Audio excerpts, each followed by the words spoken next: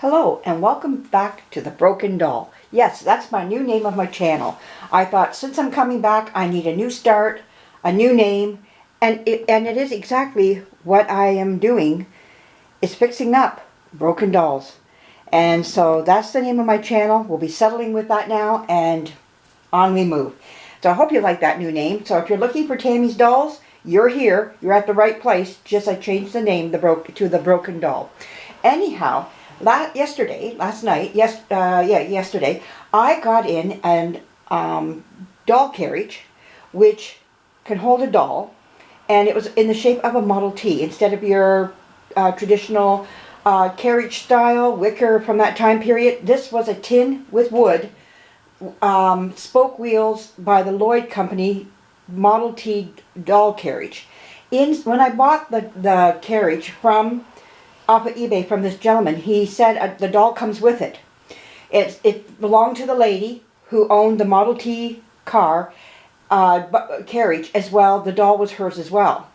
Now the doll is before me here and I'm just thrilled by her. So let's take a look at her first. So I have her clothes sitting on top of her. She's going to go back into them once I clean them up a bit. So let's take a look at her shoes first. Her shoes are just gorgeous, and I believe they are authentic or close to it, but they seem to be quite up there in age, so I'll just say they are not of today. They are from some other time period. She is missing her little floret right there, her little flower on top where this one is there, that one is not. But hey, for the age, we'll take it and run with it. I am going to buy her new shoes down the road, but for now she will be wearing these. And now, her outfit is just been a nice check outfit with a matching hat. And it's quite a cute little romper for her. But it's not typical to her time. I think it's one that was made up for her. But still a nice little romper. I'll keep for her though. And but I don't believe it goes back to her time. It might. It very well could. But what gives it away are the snaps at the back. For her time period. They're very newish, like not to 1910 or whatever type of thing. So, you know, I think this was made for her. I feel she was restored to some degree, and I'll talk about that and why I think this. Here's the hat that goes with it, that matches it. So very nice little outfit, and I do like it. Now let's look at her. When I undressed her, I touched her up here and I felt a piece of paper. And I pulled it out and it's kind of yellowish, this paper is. So it's aged.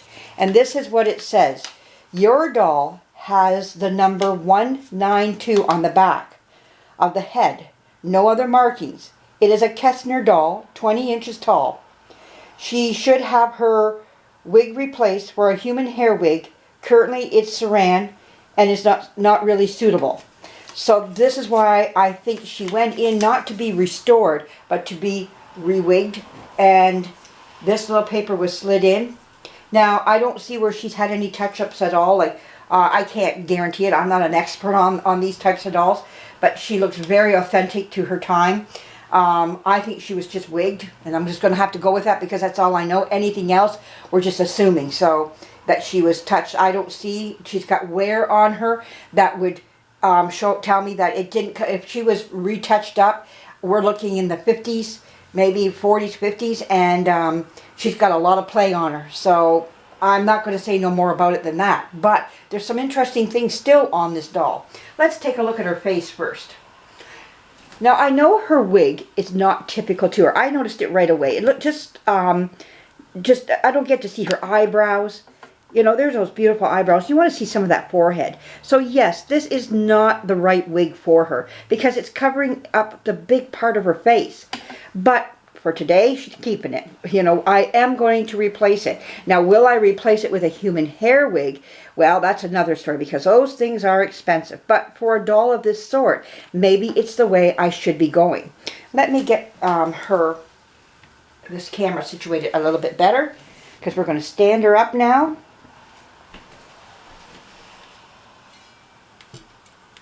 This stand is not a typical stand for her by no means. I don't trust it, and she'll get a stand that is more trustable, I can trust it for her, but it'll be nice for the video here. I'm going to stand her back so if she falls, I can catch her. Okay, I'm just going to leave her like that right now. She does hold a pose. Man, I don't like this.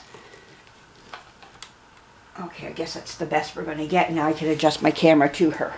Alright, there we go.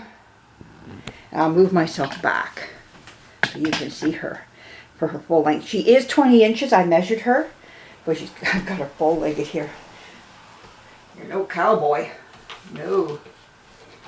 Oh, gee. Okay, I'm just going to leave her as she is here. Okay, so you're just going to have to put up with the bull-leggedness of her for just now. So anyway, she has on her, I feel, her original slip has been left on her. But what's really interesting is that we pull up her slip. Let's put up her arm. Let's pull this up. She does have her little underwear on, her little pantaloons, but there is a slit right here in them, right there. Now that might have went to the back more than, like they could be on backwards, but that slip goes right down to the crotch area, okay? Right down into the crotch. So why is that?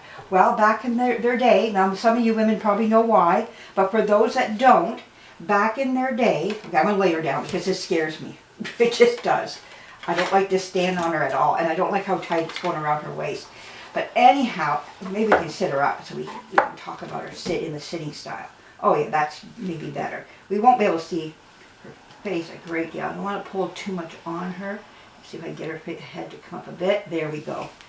And now I can zoom in on that maybe better for you. Let's do that. There we go. Maybe come up closer. There we go. Look at that beautiful face. Isn't that just gorgeous? I want to keep lifting up her bangs so we can see those eyebrows of hers. There we go. Well, that's as good as it's going to get, I think, for her. But anyhow, those slits in the underwear is that when they wore their nice, long, poofy dresses with layers underneath, they could pull those layers up, that dress up, and just squat over their little chamber pot or where their little outhouse or whatever they had at the time and go wee-wee.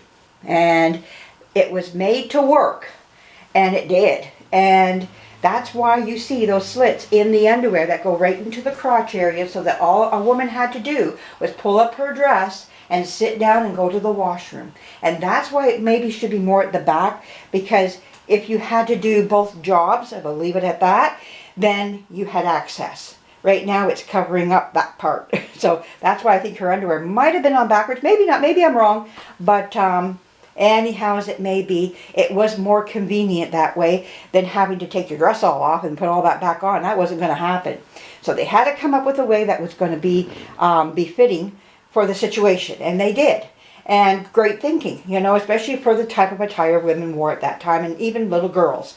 So it worked, you know. Now imagine it was messy, you know, but it was what it was, you know. So you dealt with it. But and they carried that type of clothing style right into their dolls, which I love, you know, because it really reflects the time. And it also teaches us a little something. So, yeah, I guess we're talking about crotchless underwear. Here we go. And where did it come from? We know now where it came from. Right there. Yep, it was a little slit that was opened there, so for that purpose. Okay, we'll leave that where it is, okay? So now we understand that. But anyways, she came with the Model T car, and I think she's just gorgeous. And I was looking at this doll to find out who she belonged to, and they are right. I did look at Kestner 192, and I saw her on there, and it was exactly her, just that she had a blonde hair wig.